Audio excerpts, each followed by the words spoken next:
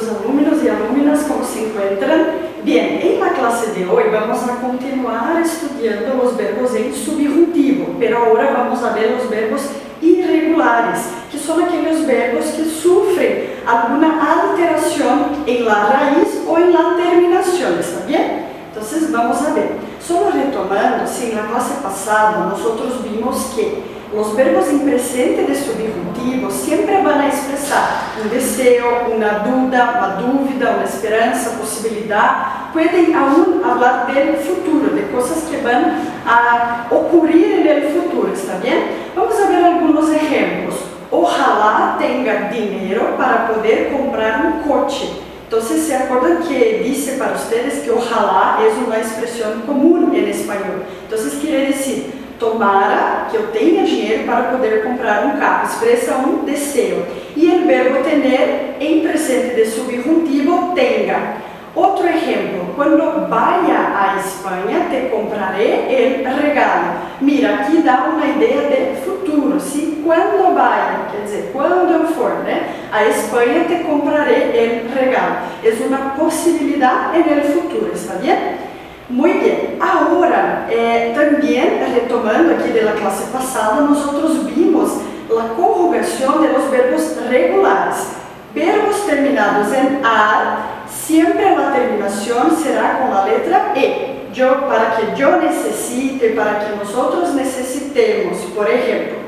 Verbos terminados en ER y IR, por otro lado, la terminación siempre será con la letra A. Por ejemplo, que tú vendas, que tú sufras, que ellas, ustedes vendan, sufran, ¿sí?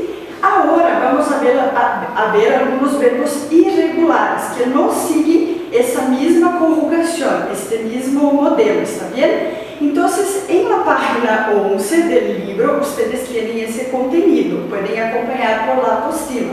Muy bien, tenemos esos tres verbos que son muy importantes para la lengua española. Verbo estar, ser y ir. Entonces mira las conjugaciones. Para que yo esté, por ejemplo, si tú estés, él, ella, usted esté, estemos, estén. Entonces no sigue el mismo modelo de los regulares. La terminación es distinta, ¿sí? El verbo ser es muy distinto, muy diferente de los verbos regulares. Entonces mira, para que yo sea, para que tú seas, para que nosotros seamos, para que ellos sean, ¿sí? Y el verbo ir, que también cambia completamente, ¿sí? Então, sofre uma mudança radical ali, tanto no radical quanto na terminação, né? Para que yo vaya, para que tú vayas, para que nosotros vayamos, para que ellos, ustedes vayan, ¿está bien? Tenemos también más algunos verbos irregulares donde la terminación gana la letra G y letra A. Então, a letra G y a letra A, G, né? Entonces, son muchos verbos con esa terminación. Yo traje aquí 3 para ustedes. Verbo hacer, para que yo haga, para que nosotros hagamos. Verbo tener, para que tú tengas, ¿sí? Para que vosotros tengáis.